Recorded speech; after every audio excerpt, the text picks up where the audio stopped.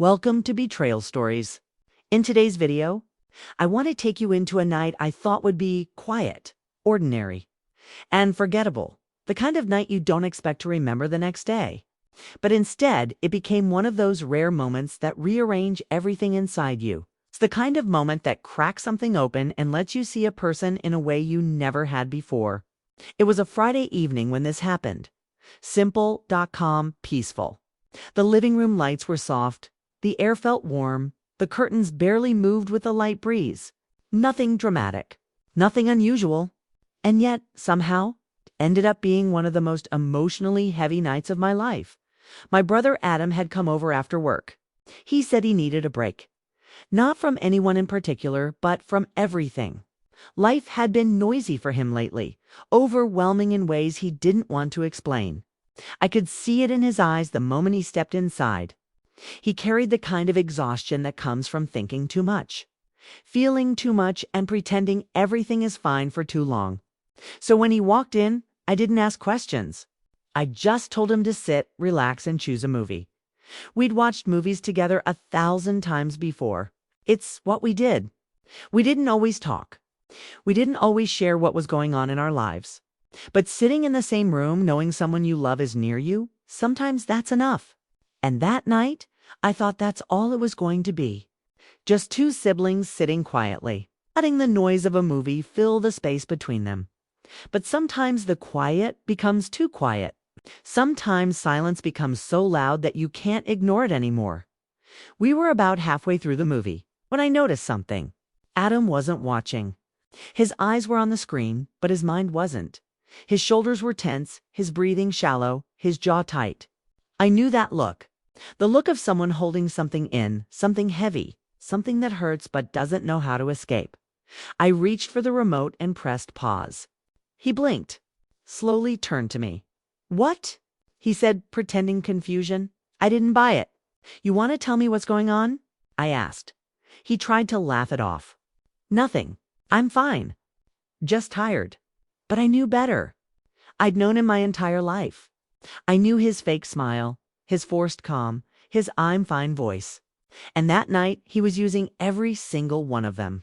I wasn't trying to push him too hard, but sometimes people need someone to notice. Sometimes they need someone who refuses to accept the lie they're telling themselves. "Adam," I said quietly. And that was all it took. The moment he heard his name in that soft, steady tone, the tone I only used when I was truly worried, something in him shifted. His shoulders dropped, his chest rose with a deep inhale, and his eyes softened in a way that told me he was finally about to let something out. He looked down at his hands that were shaking just enough to notice if you were really paying attention. And then, with a voice that didn't sound like him at all, he whispered, "Can I ask you something?" I didn't know what he was about to say. I didn't know how heavy it would be. But I nodded. "Of course," I said. And he took another breath, the kind people take when they're preparing themselves for something big. Something risky, something vulnerable. Then he asked the question that stopped my entire world for a second. He said, "Do you ever feel like you're disappearing? Even when people are right in front of you?" That question hit me so hard my heart froze in place. I didn't expect it. I didn't prepare for it. I didn't even know how to answer at first. Because that wasn't a casual question. That wasn't small talk. That was a confession disguised as curiosity. That was a cry for help, wrapped in uncertainty. And the moment he said it, I realized how much pain he'd been hiding. I moved closer to him, trying not to show how shaken I was. "Adam, what's been happening?" I asked. He didn't look up. He stared at his hands, the floor, anywhere except my face. He said, "I don't know who I am anymore. I don't know what I want. I don't know what I'm doing. And I feel like nobody sees me. I feel like I'm screaming inside," but his voice broke. No one hears it. I didn't interrupt. I didn't say it'll be okay. Sometimes the worst thing you can do is rush to fix something you don't understand yet. He kept talking. And with every word he said, I understood more. He'd been dealing with stress at work. He felt unheard in his relationships. He felt like he was giving so much to everyone else but receiving nothing back.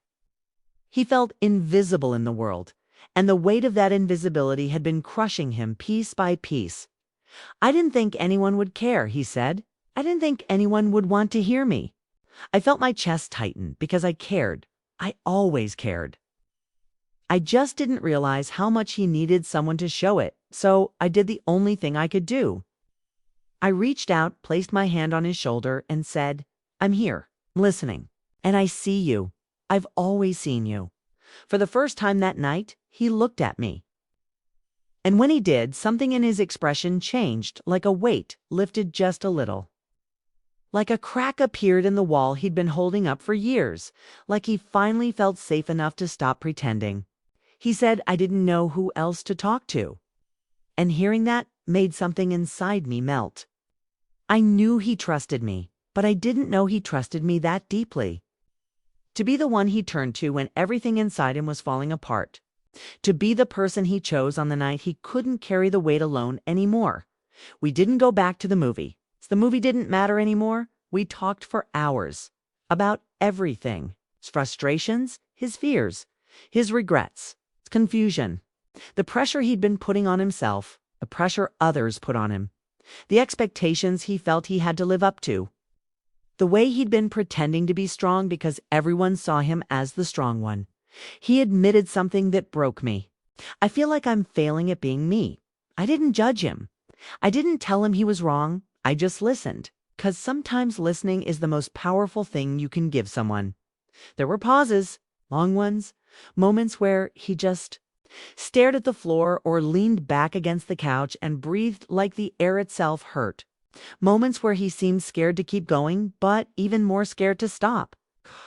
Moments where I could see him choosing honesty over pride, vulnerability over silence, and every time he hesitated.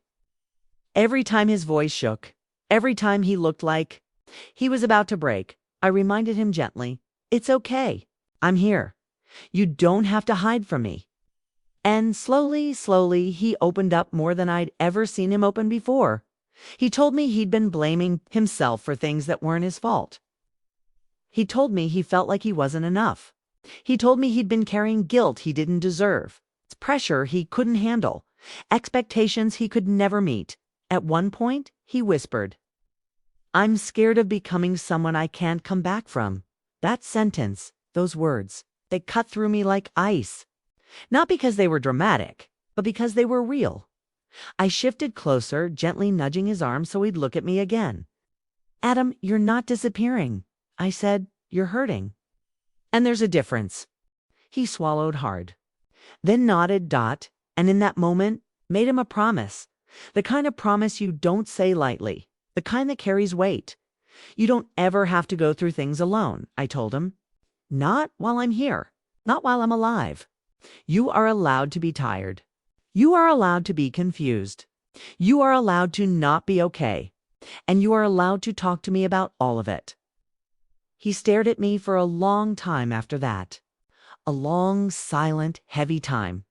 Then he whispered, "Thank you. I needed that more than you know." The night grew even quieter, but not the uncomfortable kind of quiet. This time it was the quiet after the storm, the quiet that lets you breathe again, the quiet that lets you feel safe. He leaned back against the couch, finally relaxing, finally breathing normally. I asked him if he wanted water, tea, anything. He shook his head and said, "Just stay here." So I did. No movie, no noise, no distractions, just two siblings sitting together. Knowing something big had changed, not in a dramatic Hollywood way, but in a real, human, emotional way. The way bonds deepen. The way walls fall. The way people finally see each other with all the masks removed. That night wasn't glamorous. It wasn't loud. But it was one of the most important nights of my life, because I realized how close someone can be to breaking without anyone around them noticing. I realized how easy it is to assume someone is fine. I realized how dangerous silence can be, the kind of silence that convinces people they're alone, unwanted, unseen. And I realized something else too. Sometimes the strongest people are the ones who are hurting the most. Adam didn't need advice that night. He didn't need solutions. He didn't need lectures. He needed someone to hear him. He needed someone to understand him. He needed someone to say, without hesitation, I see you. I care about you. You matter. And sometimes, that's all a person needs to keep going. When he finally left later that night, he hugged me. Not a quick hug, not a polite hug, but the kind of hug that says thank you without words. The kind of hug that carries the weight of everything you didn't say out loud. As he walked out the door, he turned back for a moment and said, I don't feel invisible anymore. I'll never forget that. Because in a world where everyone is busy, everyone is tired, everyone is overwhelmed, it's so easy to miss the signs. It's so easy to assume. It's so easy to forget that the people we love might be breaking quietly in ways we can't see. So, there's someone in your life, a sibling, a friend, a partner, anyone who has been a little quieter lately, a little distant, a little off. Check on them. Don't wait for them to come to you. Don't assume everything is fine. Don't let silence fool you. Sometimes one gentle question, one moment of attention, one pause in the middle of a movie can change everything. And that night with my brother changed everything for us. He became more open after that, more honest, more real. He started letting me in instead of shutting down.